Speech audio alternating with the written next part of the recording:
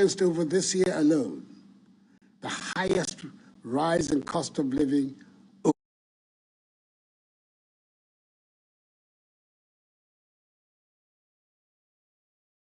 the highest rise in inflation for 40 years, the steepest depreciation in their currencies to the US dollar over the last 30 years, the fastest peak in interest rates for over 20 years, and the greatest threat of unemployment in peacetime, with over 100 million people being pushed into extreme poverty.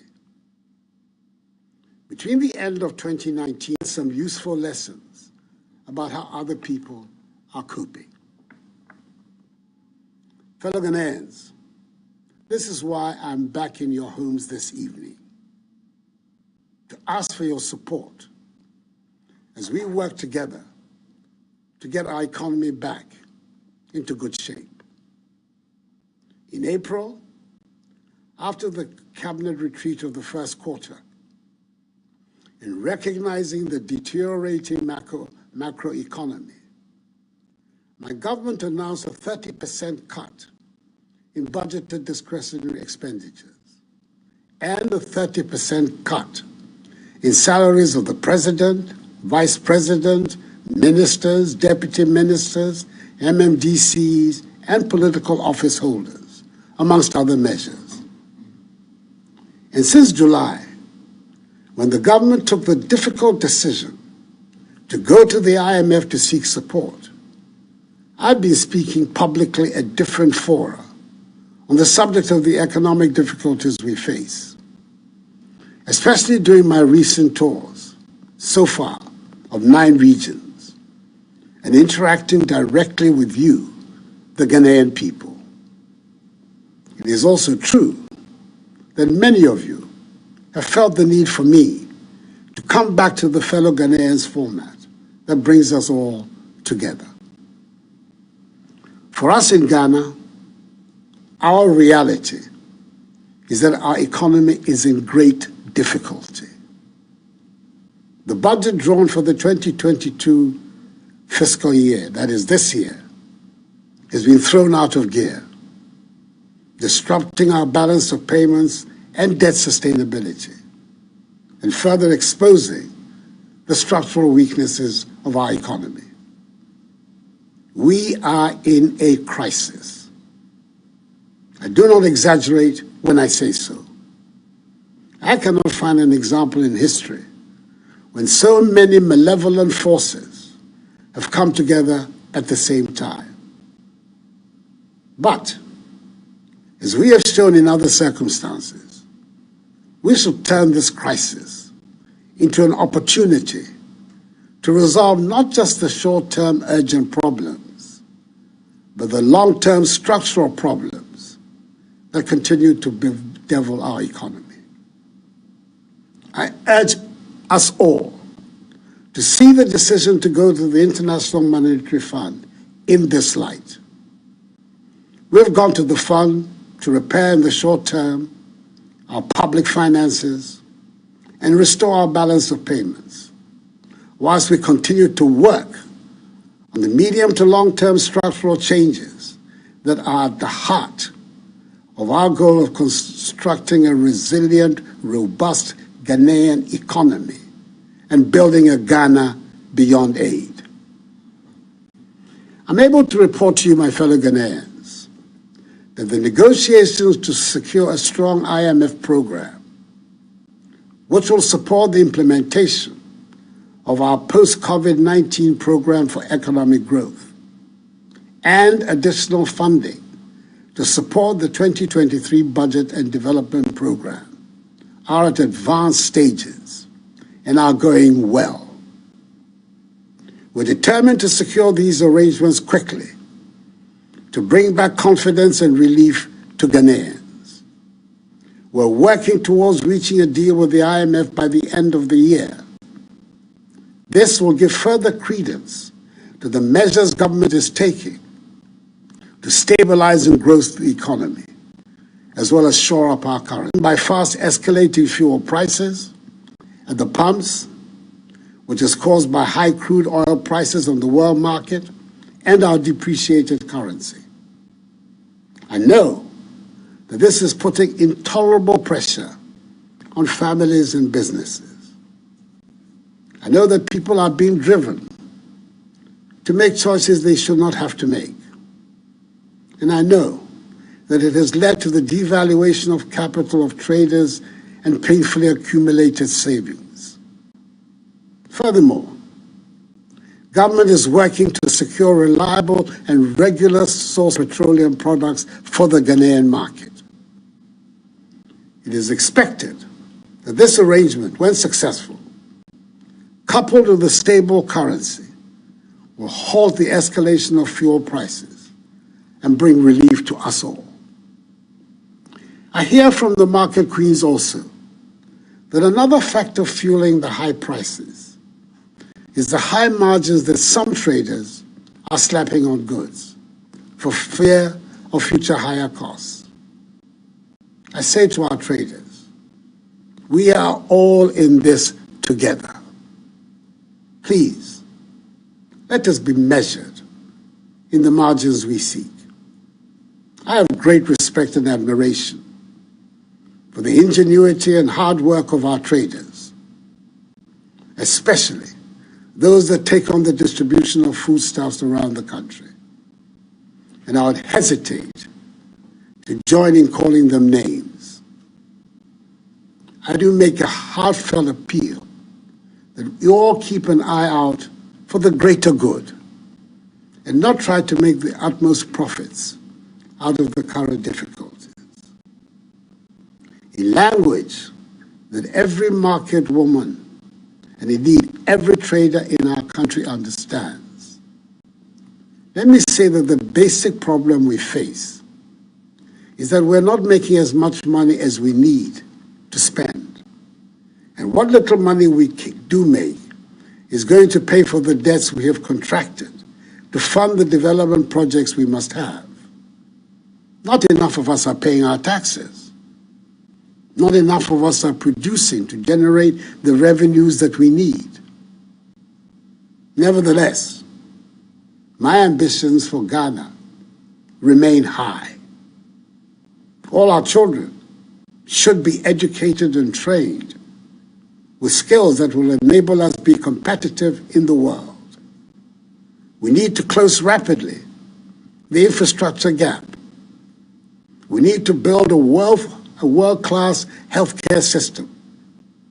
And we need to build confidence in ourselves to make ours the happy and prosperous place it deserves to be.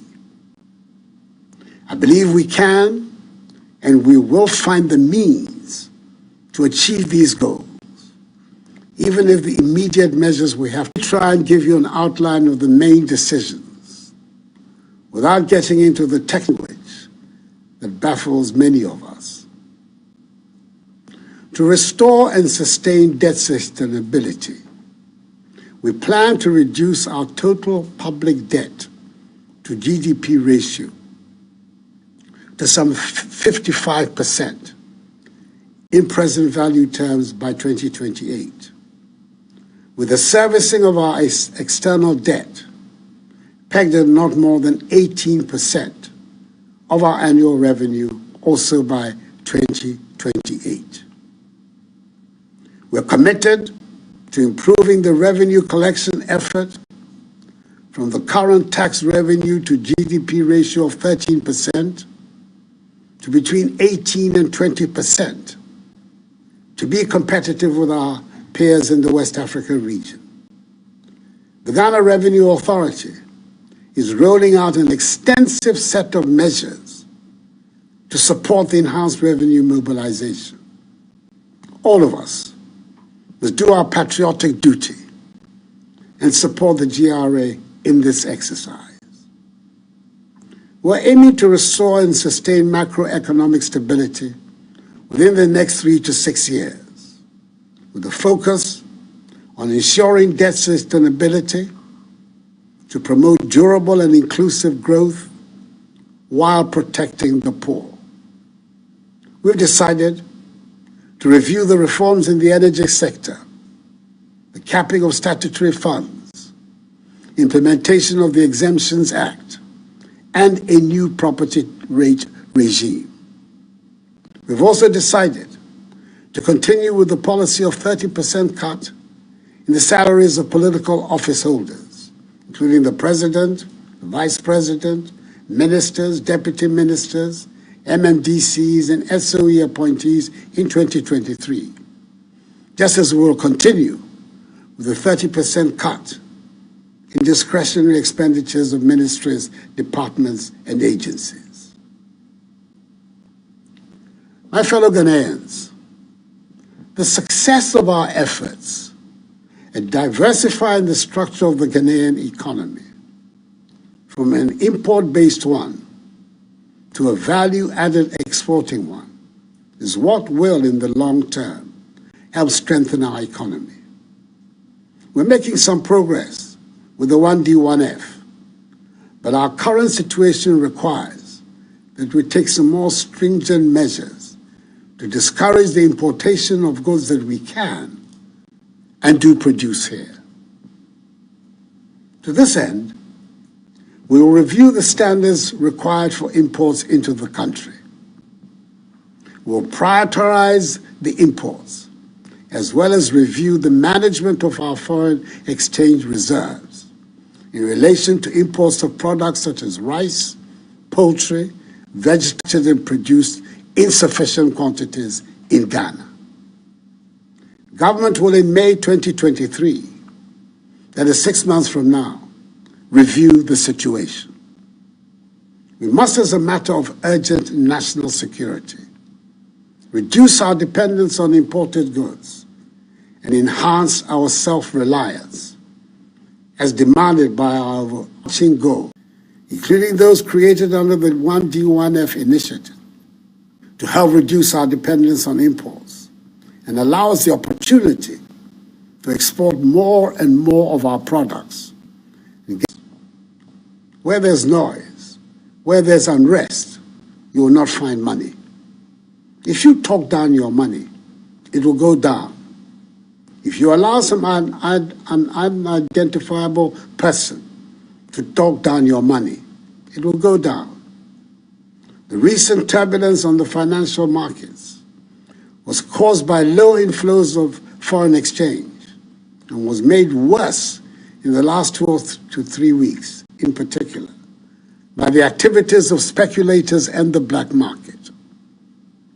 An anonymous 2-minute audio message on a WhatsApp platform predicting a so-called haircut on government bonds sent all of us into banks and forex bureaus to dump our CDs, and before we knew it, the CD had depreciated even further. All of us can play a part in helping to strengthen the CD by having confidence in the currency and avoiding speculation. Let us keep our CD as the good store of value it is. To those who make it a habit of publishing falsehoods, which result in panic in the system, I say to them that the relevant state agencies will act against such persons. Indeed, some steps have been taken to restore order in the foreign exchange markets, and we're already beginning to see some calm returning. We will not relent until order is completely restored. The following actions have been taken thus far. 1. Enhanced supervisory action by the Bank of Ghana in the Forex Bureau markets and the black market to flush out illegal operators, as well as ensuring that those permitted to operate legally abide by the market rules. Already, some forest bureaus have had their licenses revoked, and this exercise will continue until complete order is restored in the sector. 2. Fresh inflows of dollars are providing liquidity to the foreign exchange market and addressing the pipeline demand. 3. The Bank of Ghana has given its full commitment to the commercial banks to provide liquidity to ensure the wheels of the economy continue to run in a stabilized manner till the IMF program kicks in and the financing assurances expected from other partners also come in. 4, government is working with the Bank of Ghana and the oil producing and mining companies to introduce a new legal and regulatory framework to ensure that all foreign exchange and from operations in Ghana are initially paid to banks domiciled in Ghana to help boost the domestic foreign exchange market. And 5, the Bank of Ghana will continue and enhance its gold purchase program. I'm confident that these immediate measures, designed to change the structure of our balance of payment flows, sanitize the foreign exchange market to ensure that the banks and Forex Bureau operate along international best practices, together with strengthened supervision, will go a long way to sanitize our foreign and make it more resilient against external vulnerabilities going forward. Over the course of this week, I've had several fruitful engagements with the Trades Union Congress and Organized Labor, the Ghana Employers Association, the Association of Ghana Industries, the Ghana Association of Banks, the Private Enterprise Federation, the Association of Forex Bureau Operators, the Association of Market Queens and Women, all of whom represent important stakeholders of the Ghanaian economy. They expressed their concerns and proposed solutions on how best to solve our problems.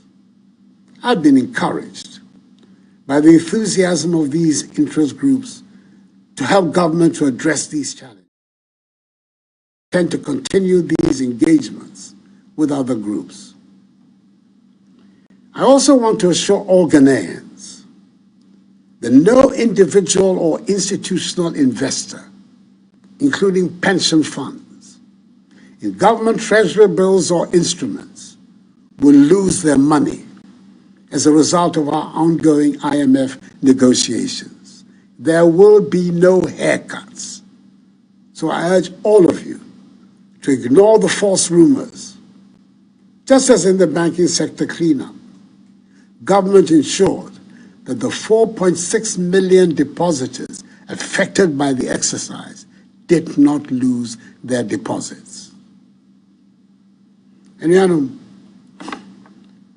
minim sɛ asnat asetemu ayade nanso mo bi ampa aba mo nkoso nya gidie wa ba no ihyehyɛ a itumi ma free SHS any one district one factory eba mu no ihyehyɛ a eboa ma yitumi pam corona yare no free oman ni mu saa so na maban etoto niema yie saa mre ema ahoto aba oman na minim sɛ gidie no ewo memu no ekire sɛ ekono onyankopɔn ne ko ayeme lake ni biewa sinyeka nyeka shegbe ye ya no ni nye na himo ke yeli ake gbejiano to ni hani free SHS bamiye gbejiano to ni hani this one district one factory bamiye gbejiano wonye wo hwe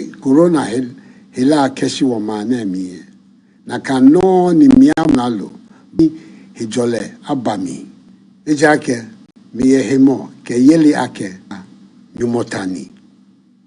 My government has always been cognizant of the importance of implementing policies and social interventions, that you have a government that cares. We're determined to restore stability to the economy and provide relief. Well, in all of us are in this together and asking for your support to rescue Ghana from the throes of this economic crisis.